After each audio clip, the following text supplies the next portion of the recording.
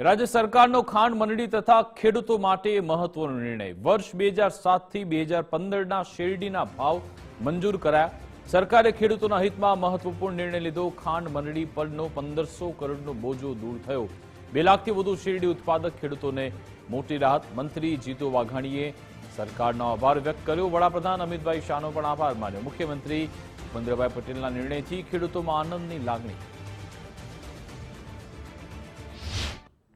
2007-8 થી 2014-15 દરમિયાન ખાંડ મંડળીઓને ખેડૂતોને ચૂકવેલા શેરડીના ભાવોમાં રાજ્ય સરકારે સત્તાવાર મંજૂરી આપી છે।